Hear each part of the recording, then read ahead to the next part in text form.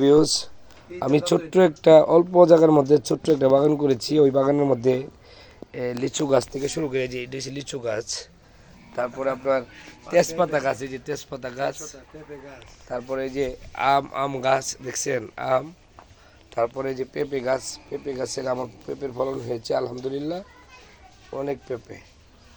এই যে পেঁপেগুলো দেখেন, অনেক পেঁপে গাছের আগার থেকে গুড়ির থেকে আগা পর্যন্ত পেঁপে। এই যে দেখছেন আল্লাহর রহমতে অনেক পেঁপে ধরছে, দোয়া চাই।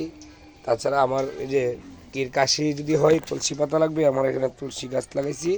আপনাদের তুলসী গাছ এবং তুলসী পাতা লাগলে গাছও নিতে পারবেন, আমার কাছে গাছ আছে, কোনো টাকা লাগবে না ইনশাল্লাহ। যদি লাগে কারো আসবেন, সমস্যা নাই।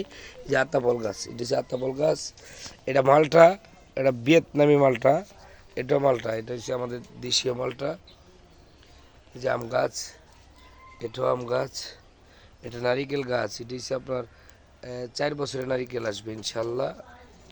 তারপরে এদিক দিয়ে আমি ওই যে পুদিনা পাতা, ওই যে ইয়া তরকারি যে দিই।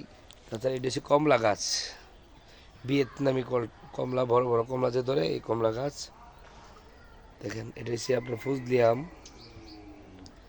ইনশাল্লাহ। এই ছোট্ট একটা জায়গার মধ্যে এই ইডি কলম আরেকটা লিচু গাছ এখানে আছে, এই যে লিচু। তাছাড়া এই যে পেঁপে গাছ, এই যে পেঁপেগুলো আলহামদুলিল্লাহ, আমার পেঁপের সাইজও অনেক বড় হয়েছে। এই যে আবার ছোট, উপরের দিকে আবার ছোট সাইজ আছে।